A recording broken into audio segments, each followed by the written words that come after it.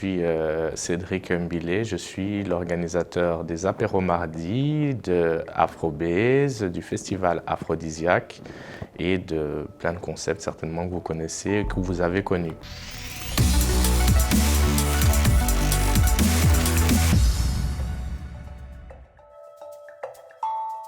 Je me suis lancé en fait parce que j'estimais qu'il y avait un certain manque d'événements nous représentant. Il y a vraiment quelque chose qu'il faut faire, qu'on doit faire, c'est un devoir de le faire même. Et c'est comme ça que des concepts comme les apéros mardis sont nés d'ailleurs.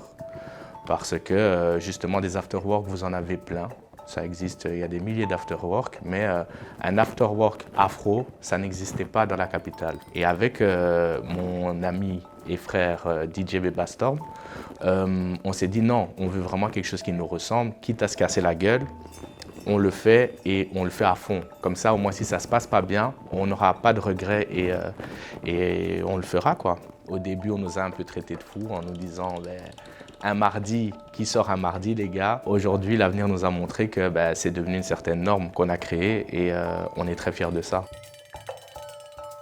J'estime que le communautarisme n'est pas forcément une mauvaise chose. En fait, lorsque je fais un événement, je mets ma culture en avant.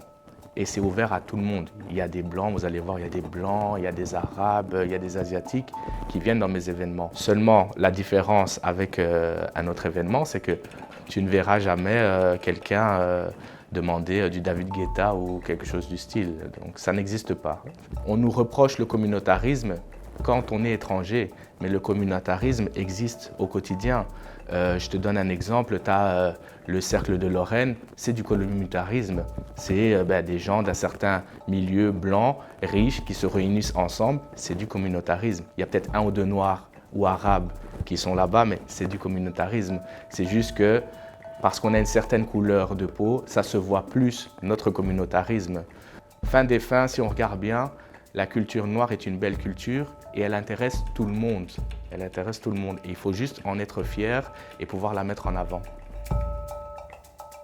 Honnêtement, c'est très difficile d'être un entrepreneur noir de tout temps. En fait, ça a toujours été difficile. La seule chose que je pourrais dire et ce dont je suis fier, c'est que honnêtement, moi je sais que pour ma part, en tout cas mes projets, la communauté est là.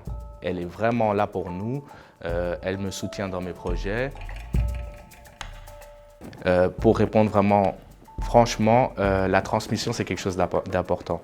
Moi, j'estime et je trouve qu'on doit pouvoir redonner, on doit pouvoir transmettre ce qu'on a appris. Si on réussit, si tout ce que je fais fonctionne, c'est parce que j'ai ce côté aussi partage et que je dis tout le temps, tout seul, on peut faire les meilleurs concepts du monde, mais si les gens ne sont pas derrière nous, on n'existe pas. Et moi, honnêtement, je remercie tous les jours le public et la communauté qui est derrière moi parce que ils me font confiance et ils sont vraiment là à me soutenir dans tous les projets que je fais. Lorsque j'ai commencé les événements, c'était un peu mal vu de faire des soirées entre guillemets noires. J'avais un patron d'établissement avec qui notre collaboration s'est super mal terminée. 10 ans plus tard, je suis dans son établissement en tant qu'organisateur. Il me dit « Écoute Cédric, tu sais quoi, je tenais à m'excuser. » Il me dit « Non, parce que tu sais, avant, c'était mal vu d'avoir des Noirs dans son club, de faire des soirées avec de la musique noire. Et honnêtement, je tiens à dire que tu as réussi à me faire changer d'avis. C'est celle où il y a le meilleur public. Tout le monde est nice, tout le monde est bien habillé. » Et voilà, moi, c'était une petite victoire et une petite fierté de me dire que maintenant, il nous cherche, quoi.